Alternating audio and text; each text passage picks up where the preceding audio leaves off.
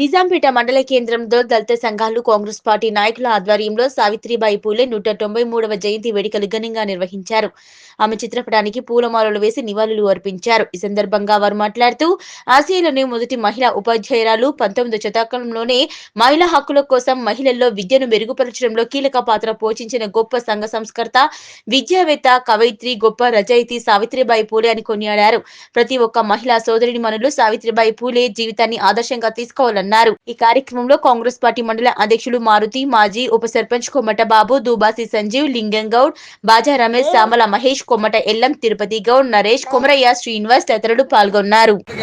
ఈరోజు రాష్ట్ర వ్యాప్తంగా కూడా కాంగ్రెస్ పార్టీ అధికారంలోకి వచ్చిన తర్వాత అధికారికంగా ఉమెన్స్ డేను జ్యోతిరావు పూలే సావిత్రి గారి పూలేను జయంతిని అధికారికంగా ప్రకటించింది జనవరి 3 తారీఖు రోజున.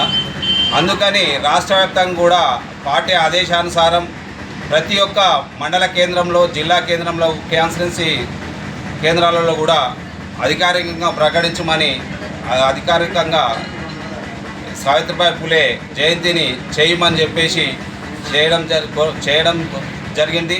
దానిలో భాగంగానే ఈరోజు మెదక్ కాన్స్టిట్యున్సీ మైనంపల్లి రోహిత్ గారి ఆధ్వర్యంలో, అలాగే మైనంపల్లి హనుమంతరావు గారి ఆదేశానుసారం, పిసిసి ఆదేశానుసారం, రేవంత్ రెడ్డి గారి ఆదేశానుసారం నిజాంపేట మండలంలో ఈరోజు జ్యోతిరావు సావిత్రి పూలే జయంతిని అధికారికంగా చేయడం జరిగింది.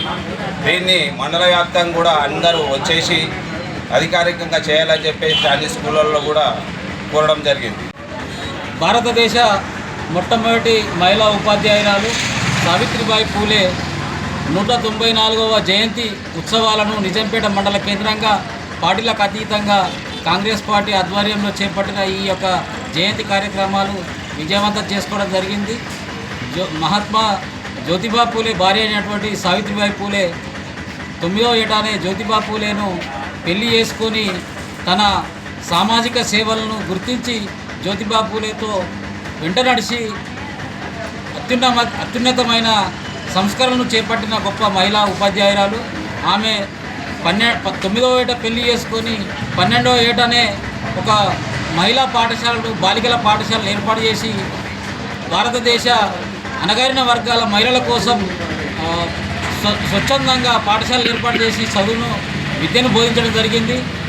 అలాగే ఆమె విద్యను మహిళలకు బోధించే సమయంలో అగ్రవర్ణ పెత్తందారి వ్యవస్థ వాళ్ళు ఆమెను పేడతో, రాళ్లతో కొట్టిన ధైర్యాన్ని చెడకుండా మొక్కవోని దీక్షతతో ముందుకెళ్ళి ఆ యొక్క